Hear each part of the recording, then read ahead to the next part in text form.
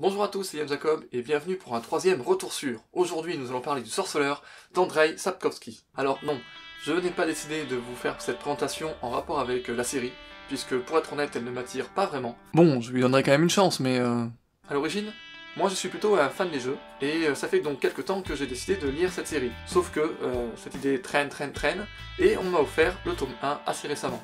Depuis, j'ai toute la série. Bon, pour l'instant, je n'ai lu que les deux premiers tomes, pour laisser un petit peu de place à d'autres livres et d'autres histoires. Mais j'ai quand même suffisamment de matière pour pouvoir vous présenter ce que j'en ai pensé. Donc c'est parti. Le tome 1 du Sorceleur commençait un petit peu comme une bonne blague. Est-ce que vous connaissez celle du mec qui rentre dans un bar? Sauf que le mec en question, c'est un mutant, qu'il maîtrise une forme de magie, et qu'il sait manier les deux épées qu'il a dans le dos. Et que ce mec, ce n'est autre que Geralt de Rive, un sorceleur. Mais qu'est-ce qu'un sorceleur, me diront certains? Eh bien, un sorceleur, à l'origine, c'est un enfant qu'on a entraîné, mis à l'épreuve, bourré d'herbes, de potions, de mutagènes, tout ça dans le but d'en faire un surhomme qui défendra l'humanité contre les monstres. Sauf que l'âge d'or de cette caste est révolu depuis bien longtemps, et aujourd'hui Geralt de Rive est contraint d'écumer les routes, les villes et les villages à la recherche de contrats pour remplir sa bourse. Au niveau de l'ambiance, comme je le disais, j'étais déjà quasiment convaincu. Malgré tout, il y a quelques points qui m'ont un petit peu perturbé. Geralt de Rive est certes un personnage taciturne, aux émotions souvent étouffées, voire en théorie annihilées. Les dialogues m'ont tout de même paru souvent hachés, presque mécanique, et parfois au milieu de conversations tout à fait banales. Oui, parler de malédiction et de monstres au milieu de « tu me passes le sel et tu veux boire un coup ?» ça m'a paru bizarre. Malgré tout, je m'y suis habitué, et ça fait partie du décor qu'a voulu planter l'auteur. Ensuite, ce qui m'a un petit peu perturbé et qui a l'air d'être propre au tome 1, puisque on ne l'a pas retrouvé dans le tome 2, c'est la chronologie. En effet, au départ, on suit donc un événement.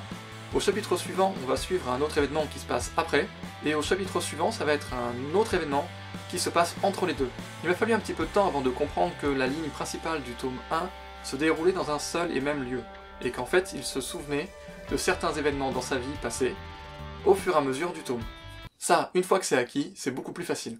Pour le reste, c'est que du bonheur. On suit un homme qui, depuis son enfance, a été formé pour maîtriser les armes, la magie et exterminer les monstres, donc à connaître leurs forces et leurs faiblesses. Et cet homme est en proie au doute, empli de questions sur sa condition, sur celle de sa fonction, et sur les perspectives d'avenir du monde. Lui qui ne doit se comporter que comme une arme va être le témoin du racisme envers les elfes, les nains, les hobbits, et toutes les créatures qui ne sont pas humaines. Même les sorceleurs, qui à l'origine ont aidé les humains à conquérir ce monde, vont en être la cible, donc lui le premier. Malgré tout, lui qui ne doit croire en rien et conserver la neutralité, va souvent se poser en bouclier devant les monstres et les créatures maudites lorsqu'il leur reste un espoir. De fait, il va se confronter et devenir l'un des rois du destin. Donc il faut le savoir, l'ambiance du sorceleur est assez sombre et ancrée dans un univers vraiment moyenâgeux, donc entremêlé de sorcières, de magiciens et de créatures en tout genre, donc de loups-garous, de vouivres et d'elfes, de nains. Ce qui permet de jouer avec beaucoup de références historiques ou au contraire imaginaires. C'est ça que j'ai beaucoup aimé, c'est que de temps en temps, il fait appel à des contes qu'on connaît comme Cendrillon, Blanche-Neige et les Sept Nains, et de les détourner avec le point de vue de Geralt de Rive, et donc avec une certaine forme d'ironie. Au final, et comme je vous le disais, je n'ai pour l'instant lu que les deux premiers tomes, et malgré tout, j'ai adoré, et j'ai vraiment hâte de lire la suite.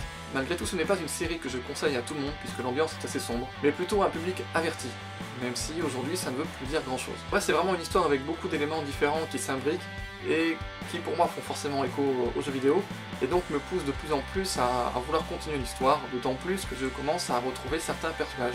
Pour le reste, j'ai vraiment hâte de savoir vers où Geralt de Rive va aller, puisque même s'il est censé être confronté vraiment à sa neutralité et à sa fonction de sorceleur, il va se retrouver confronté au destin, justement à ce destin en lequel il ne croit pas, et qui va peut-être quand même éventuellement lui jouer un tour. Et c'est justement ça que j'aime beaucoup, c'est que malgré, pour nous, le côté surnaturel de toute cette histoire, puisqu'il y a des elfes, des nains et des magiciens, entre autres, on ne sait pas vraiment jusqu'où va ce surnaturel. Donc je suis très curieux de savoir si les différentes croyances qu'il a sont vraies ou non, et si justement les différents rejets qu'il a existent ou ne sont effectivement que le fruit de l'imagination collective. Donc je vous laisse, parce que j'ai vraiment hâte de connaître la suite. Ah, et comme d'habitude, n'hésitez pas à vous abonner et à suivre ma chaîne.